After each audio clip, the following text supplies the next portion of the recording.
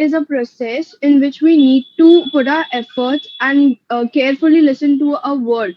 And hearing is when the sound or the waves of speaking and the going into the eardrum is known as hearing. Okay. So what happens in listening? The sound doesn't reach your eardrums. So while listening, we do both. Now, listen, we even listen to what the person is saying, as well as we are even getting the point what he want to. But then you are hearing sounds, right? Now there's a common Yeah, channel. So understand this. If I am speaking in a language that you understand, if I'm saying the words that you comprehend, then you choose to keep that information from within, right? You take it in. That is part of listening. You can hear the sounds, but till the time you're not taking in those sounds, till the time you're not giving it meaning and not trying to internalize it the way which Omkar said it, if you're not internalizing it, then it is not listening. You're just simply hearing what I'm trying to say. Take for example,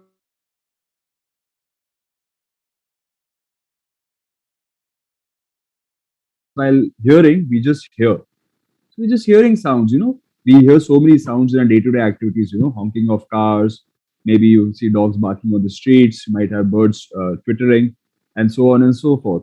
But when we are listening, that is when we are trying to derive meaning to it.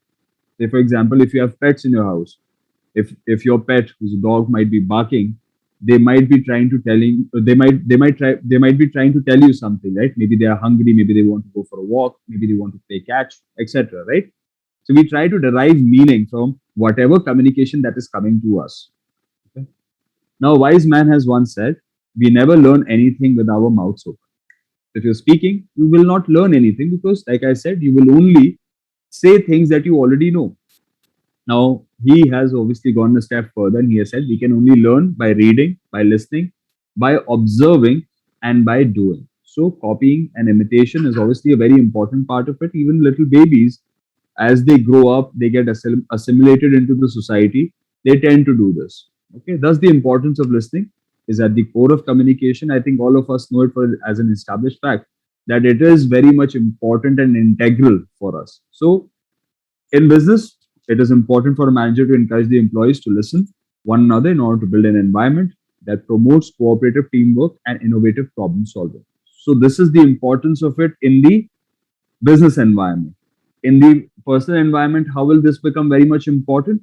Because you can listen and try to solve problems of the others, you can empathize, you can give good inputs, you can give a good ear or good ear to somebody who has something to share. Now, M. Brown has said that listening is a learned behavior. Clearly, this is something that we need to pick up, we need to gather, we should be able to accrue over a period of time. Not everybody is born a great listener. It is a skill that you need to hone, that you need to develop with time. Now, most of us, we tend to focus on our speaking and our writing abilities, right? Many of us miss out on developing listening skills. Whereas listening skills, in fact, are one of the most important skill sets that you can have, which are applicable throughout or which are applicable through all the domains of work as well as pleasure. Now, proper listening again is very important in making a comfortable environment for the person you're trying to communicate with. Also, if you're a good listener, you would have a lot of people who would want to associate themselves with you because they know that you would lend them a good ear. So now let us